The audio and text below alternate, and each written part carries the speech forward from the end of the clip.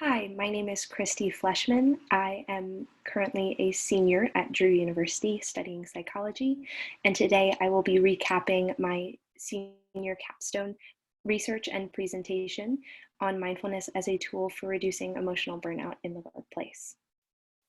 Mindfulness has really become a trend within the field of psychology and also within the context of the workplace. Organizational psychology as a discipline has really been booming and seeing a very big trend and a great potential future as a career path for those in psychology, which is what drew me to researching this topic and mindfulness within the context of the workplace. To give a bit of background on mindfulness in specific, mindfulness can be defined as a state of consciousness in which individuals attend to ongoing events and experiences in a receptive and non-judgmental way. This is important within the context of emotional burnout because mindfulness has been shown to reduce these feelings within the workplace and improve rates of job satisfaction. Emotional burnout can be defined as the negative reaction to an unfulfilling work environment, and job satisfaction is a measure that the field of organizational psychology uses to determine how employees feel about their job. It's important to understand mindfulness in the context of the workplace so that companies can ensure that they're hiring the best employees and most productive who have an intention to stay by providing them with the tools to practice mindfulness when they're feeling stressed at work. This can be seen in the research that's been done on this area within the field of psychology. For example, the effects of a mindfulness training in the workplace was compared against a group who received no mindfulness training. The intervention group experienced significantly less emotional exhaustion and higher rates of job satisfaction than the control. And these benefits that they experienced through their mindfulness training and practice reduced feelings of emotional burnout in the workplace during work hours and in the confines of the workspace, but also reduced rates of family conflict once they arrived home.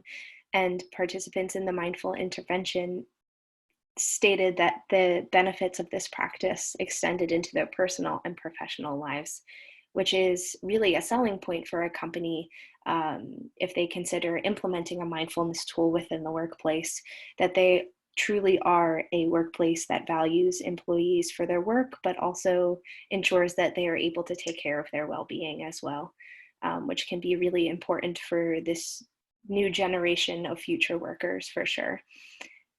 Mindfulness within its popularity over time, in specific within a psych info search and psychology, organizational psychology as a whole, the contract mindfulness in the workplace emerges 284 times in a basic psych info search. This may not seem like a lot of searches, however, it is a very new field as it really begins to boom around 2008, 2010, as you can see in the left corner box within the graph. But it first appears in the literature in 1997 in an article on a workplace program to reduce rates of employee smoking. And in 2012, the research begins to focus on mindfulness as a way to enhance the employee mood both personally and professionally, which speaks to this recent trend and boom within the field of organizational psychology. Mindfulness in the workplace is the only intervention that has really shown to reduce rates of employee turnover, but also improve job performance. So as I've stated previously, it's definitely a tool that all companies should consider using to enhance their employee experience. However, this topic does not come without its limitations, which I will address within the context of critical psychology. Critical psychology is a perspective that argues that traditional psychology approaches have the tendency to adhere to an unjust status quo and can lack acceptance for diversity of thought. Although I believe mindfulness can combat the status quo, as it is a practice that allows individuals of all levels to come together and reap both physical and emotional healing from their mindful experience, it's also limiting in terms of the workplace perspective. It really doesn't encompass a global health or everyone who could have access to a mindfulness training, as if you're unemployed or you're working for a company that doesn't allow you access to this mindfulness training through the work. They won't have the experience and be able to reap the benefits of the mindful practice. So that is definitely a limitation within this type of research, missing out on maybe crucial populations that could reap the benefits of the mindful practice.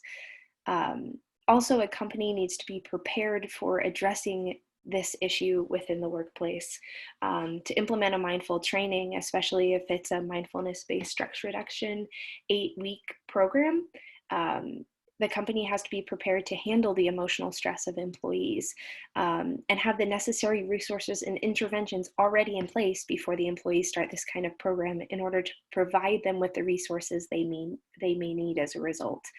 Um, However, these limitations are balanced with the opportunity for reducing emotional burnout among employees at work and increasing employee retention rates, which at the end of the day is what a company is really looking to do for their employees. Thank you so much for attending my senior capstone recap presentation. Along the right bottom side, you can see my references and my email address, cfleshman@drew.edu.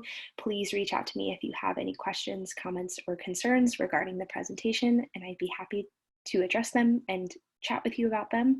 But in conclusion, I just wanted to wrap up by saying that mindfulness is an important tool that we should consider implementing into our personal lives in order to reduce feelings of emotional burnout or stress, but also can be seen as beneficial within the context of the workplace. Thank you.